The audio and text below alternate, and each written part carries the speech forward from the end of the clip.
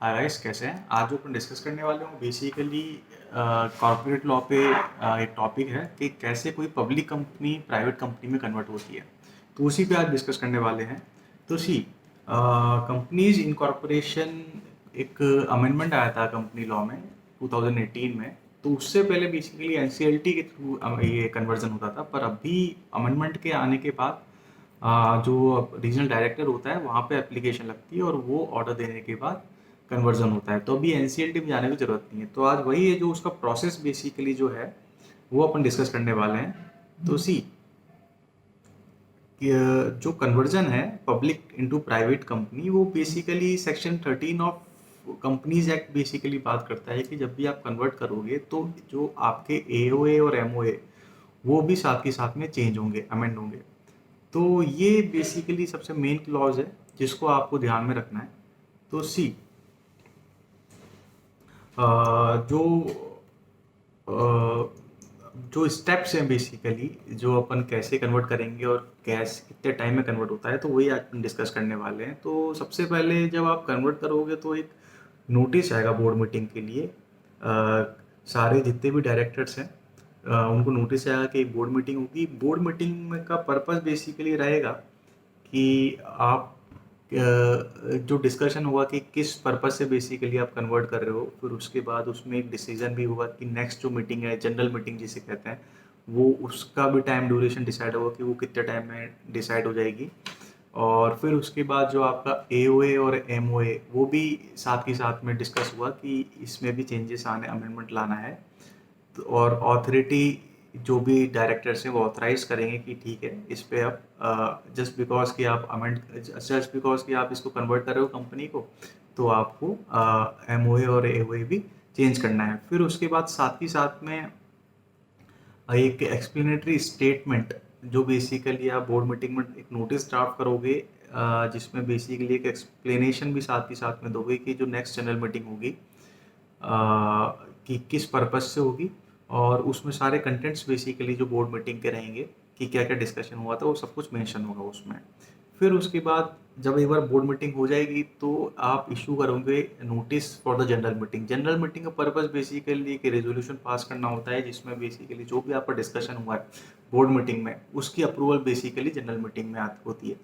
तो special resolution pass होगा जिसमें स्पेशल रेजोल्यूशन में बेसिकली जो आपका एमओए और एओए जो डिस्कशन हुआ है बोर्ड मीटिंग में उसको कंसेंट मिलेगी। फिर साथ के साथ में फिर जो अप्रूवल है, लास्ट अप्रूवल जो बेसिकली कि हाँ ठीक है कंपनी ने अब डिसाइड कर लिया कि पब्लिक से प्राइवेट में जाना है, तो वो भी बेसिकली इस रेजोल्यूशन के आने के बाद ही डिसाइड होगा।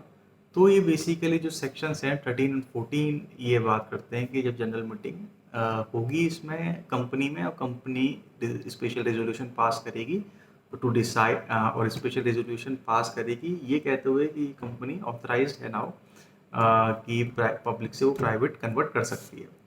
फिर उसके बाद जब ये सारी मीटिंग्स हो जाती हैं, आपकी रेजोल्यूशन पास हो जाता है, तो आप एक फॉर्म फाइल करेंगे MGT 14, जिसमें जो MGT 14 आप फाइल करेंगे तो उसमें कुछ डॉक्यूमेंट्स अटैच होंगे। तो डॉक्यूमेंट्स कौन कौन से हैं? एक तो सर्टिफाइड कॉपी ऑफ जो एल्डर्ड एओए जो आपने चेंज किया है, अमेंडमेंट आर्टिकल ऑफ एसोसिएशन, उसकी सर्टिफाइड कॉपी, एमओए की सर्टिफाइड कॉपी, एक्सप्लेनेटरी स्टेटमेंट जो बेसिकली आपने तैयार किया था बोर्ड मीटिंग में वो जनरल मीटिंग के लिए। फिर उसके बाद स्पेशल रेजोल्यूशन जो पास हुआ है जनरल मीटिंग में, और साथ ही साथ में certified copy of board resolution, ये सारी कॉपीज बेसिकली MGT 14 के साथ लगेगी। फिर उसके बाद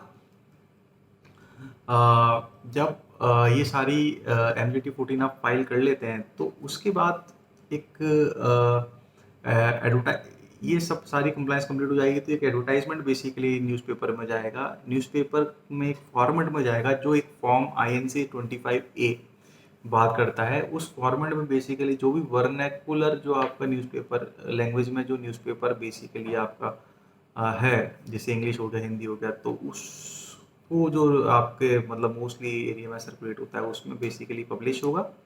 और जितने भी आपके डिबेंचर होल्डर्स हैं और लोन जिससे आपने लिया है उन सबको इंडिविजुअल नोटिस आएगा अबाउट दिस कन्वर्जन। और फिर फाइनली ना एक साथ ही साथ में रीजनल डायरेक्टर को भी नोटिस आया कि basically company is interested like in to convert from public to private limited, right. फिर फाइनली ये सारी कंप्लायंस होने के बाद आप एक एप्लीकेशन ड्राफ्ट करोगे।